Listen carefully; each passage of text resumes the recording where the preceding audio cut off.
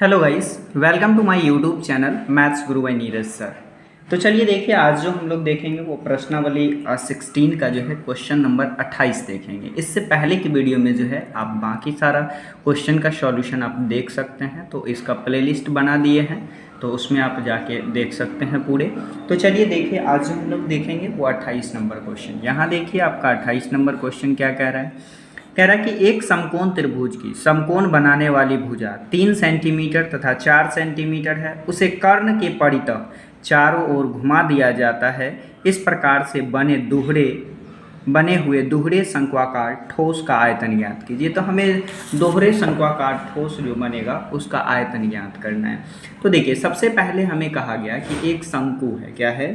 एक शंकु है। अगर मान लीजिए हम एक समकोण ले लेते हैं, एक समकोण जो है हम इस टाइप का ले लेते हैं, ये हमारा समकोण हो गया। कह दिया है कि एक जो है 3 सेंटीमीटर का है, तो हम मान लिए कि ये जो है हमारा 3 सेंटीमीटर का है और ये साइड जो है हमारा 4 सेंटीमीटर का है। तो ये हमारा एक समकोण त्रिभुज हो गया। इसका नाम हम दे देते हैं ए बी और इसे जो है हम सी कह दिए। तो हमारा कर्ण कौन सा हो जाएगा? तो कर्ण हमारा ये हो जाएगा ना। तो कहा कि इसके परितः जो है एक चक्र घुमा देते हैं। देखिए, जैसे ही इसके परितः एक चक्र घुमाएंगे तो ये वाला पार्ट इधर पलट जाएगा ना, और इधर पलटेगा तो कुछ इस तरह का जो है शेप हमारा बन जाएगा। और यहाँ से जो है फिर आप इसे मिला दीजिए, ये हमारा क्या हो जाएगा? एक दोहरे शंक्वाकार। यहाँ से हमारा एक दोहरे शंक्वाकार बन जाएगा। ऐसे कर दीजिए तो ये हमारा क्या हो गया? दोहरे शंक्वाकार हो गया। अब देखिए, जो ये पार्ट था सेम ये इधर उलट गया, तो ये भी हमारा कितने सेंटीमीटर का हो गया? तो 3 सेंटीमीटर का हो गया। और यही साइड जो है इस साइड आ गया, तो ये हमारा कितने सेंटीमीटर का हो गया? 4 सेंटीमीटर का हो गया। तो हम यहाँ लिख सकते हैं कि हमारा जो माना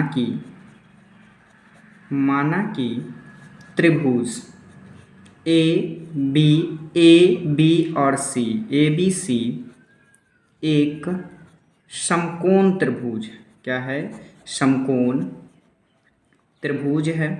जिसमें क्या है? तो जिसमें जो है हमारा बी एंगल जो है ये कितना डिग्री है? 90 डिग्री है। ये जो हमारा एंगल बन रहा था ये कितने डिग्री का बन रहा था? 90 डिग्री का बन रहा था। यहाँ पे ए बी हमारा कितना है? तो ए बी बराबर जो है ये हमारा 3 सेंटीमीटर है। और बी सी बराबर कितना है?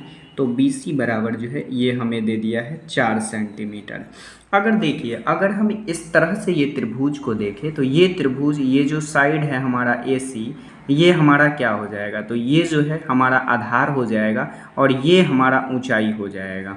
तो इस त्रिभुज का हम क्षेत्रफल निकाल लेते हैं। त्रिभुज ए बी सी का क्षेत्रफल।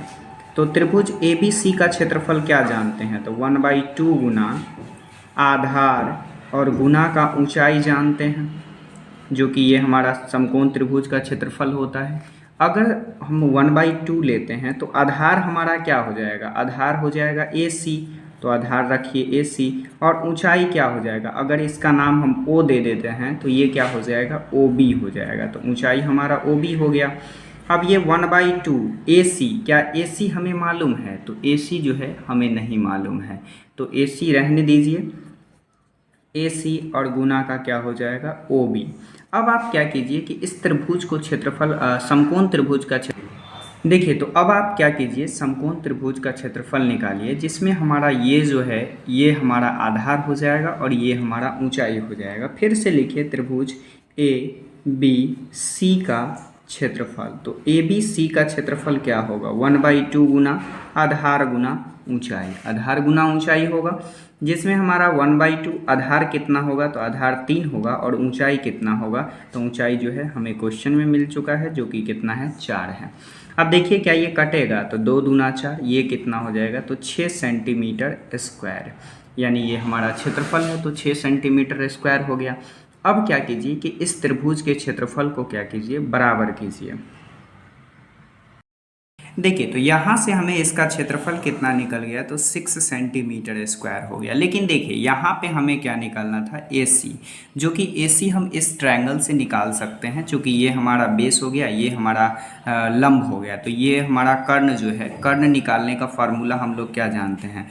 तो कर्ण बराबर फार्मूला होगा ए सी बराबर रूट अंडर ए बी का स्क्वायर और प्लस का बी सी का स्क्वायर। क्या यही फार्मूला होता है पाइथागोरस पर में?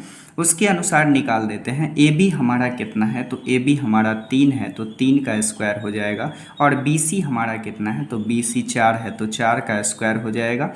देखिए 3 का स्क्वायर कितना होगा, तो 3 का स्क्वायर जो है हमारा 9 होगा और 4 का स्क्वायर जो है 16 होगा।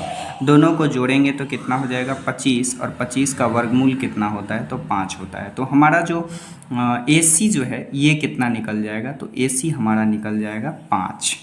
तो यहाँ पे हम यहाँ पे बैठा भी सकते हैं या फिर आगे भी आप बैठा सकते हैं। 1/2 गुना 5 और गुना का ओ भी लिख दीजिए। अब दोनों क्षेत्रफल को बराबर कीजिए। चूँकि आपको क्षेत्रफल निकल चुका है तो निकालिए त्रिभुज ए बी सी का क्षेत्रफल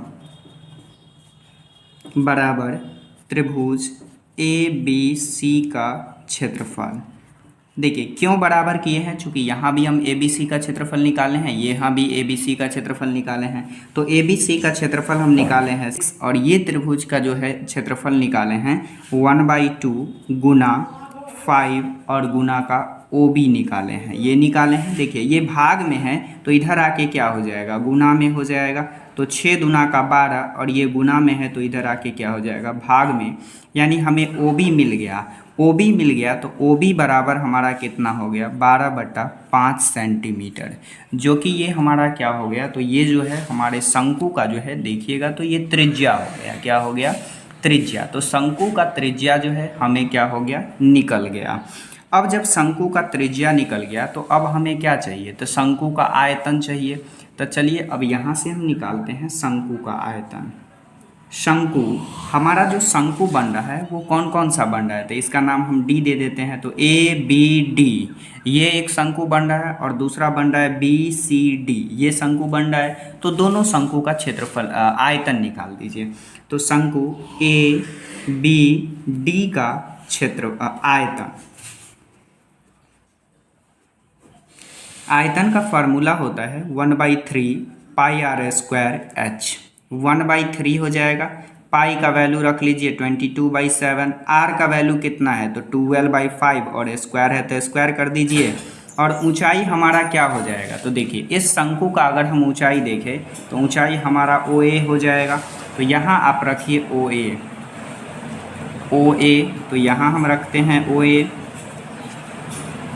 अब देखिए अब हम दूसरा शंकु का निकालते हैं, नीचे वाले शंकु का आयतन।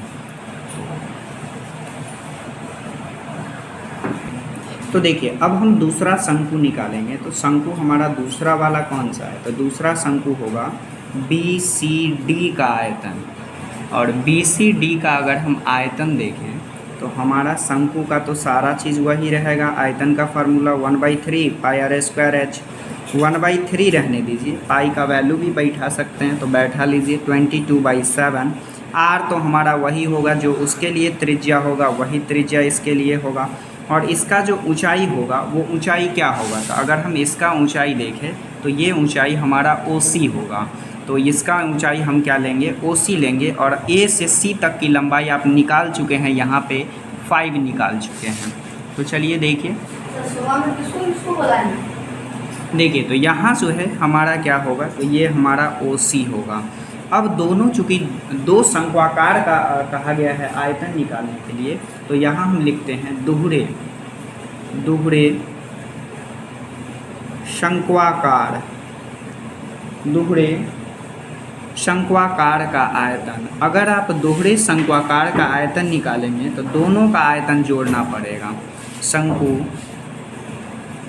ए बी डी का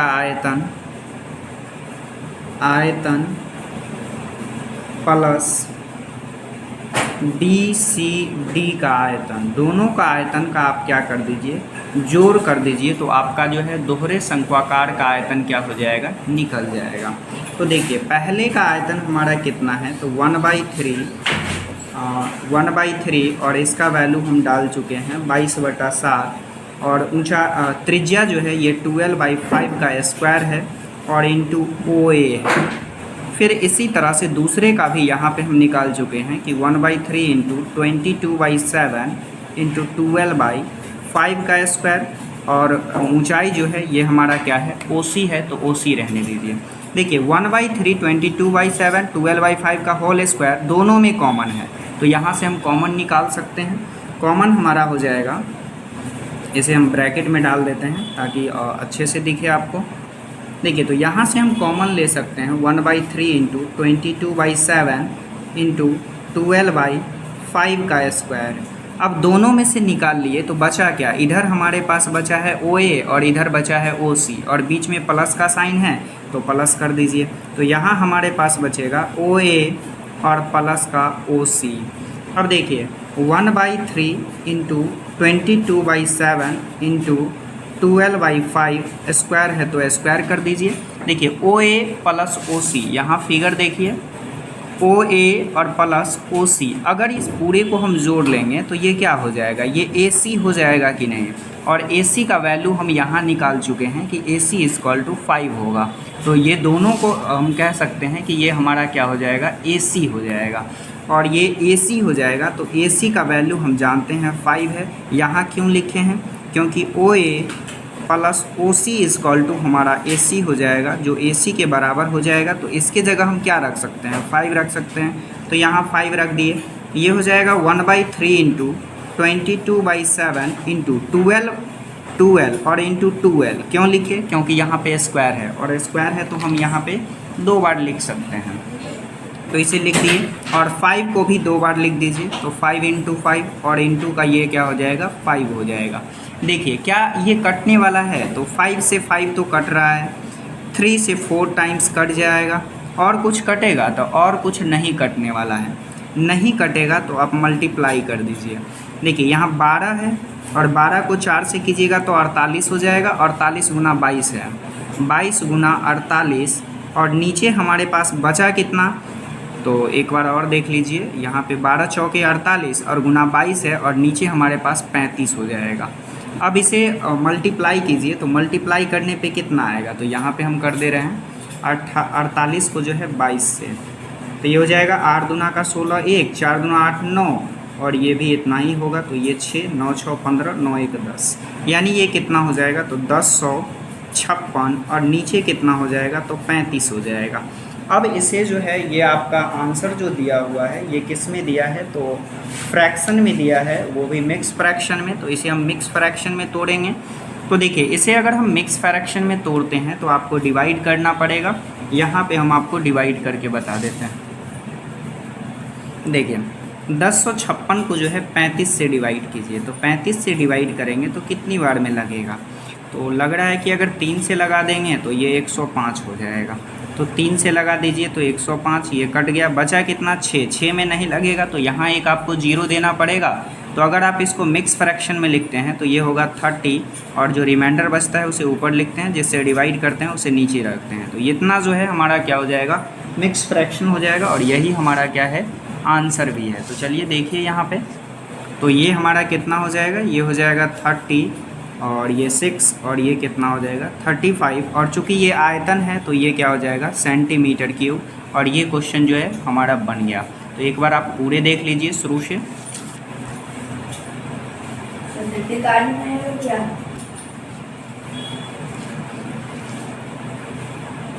थोड़ा सा पार्ट इधर है।